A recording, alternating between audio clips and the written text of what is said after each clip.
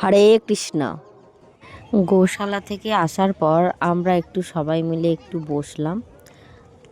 অনেকটা হাঁটাহাঁটি হয়েছে তো একটু রেস্ট নিয়ে নিচ্ছি, তারপর আবার মন্দির দর্শন করব।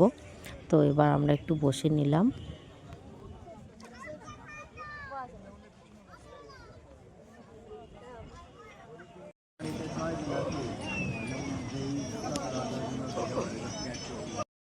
এই দেখো এখানে কত মাছ, আর ওই দেখো কচ্ছপও দেখা যাচ্ছে।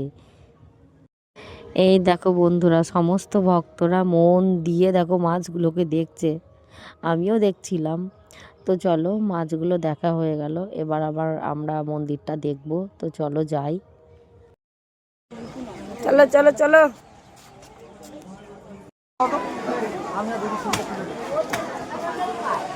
চলেন।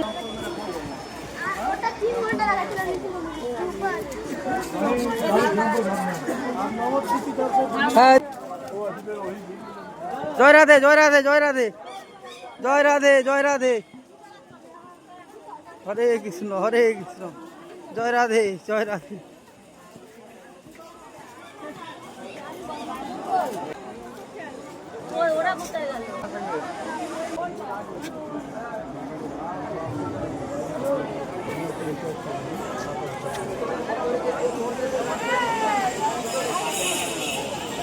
এবার আমরা এই মন্দিরটা দর্শন করব। চলো ভেতরে ঢোকা যাক।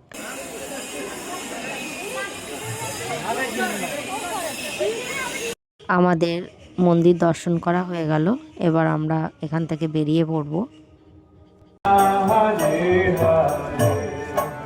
হরে রাম, হরে রাম, রাম রাম হরে হরে।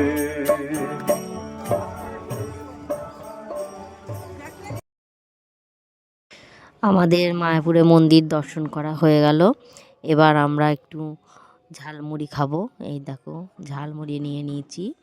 তারপরে আমরা আবার ওই পারে যাব। ওই পারে গিয়ে আমরা নবদ্বীপে গুপ্ত বৃন্দাবন, 60 ফুট মহাপ্রভুগুলো দর্শন করব, তারপর বাড়ি যাব। এই দেখো আমরা লঞ্চ ঘাটের দিকে চলে এসেছি, এরপর আমরা ওই পার চলে যাব। তো তোমাদের কেমন লাগলো ব্লগটা আমাকে কমেন্ট করে জানাবে। আর হ্যাঁ, লাইক শেয়ার করে পাশে থেকো।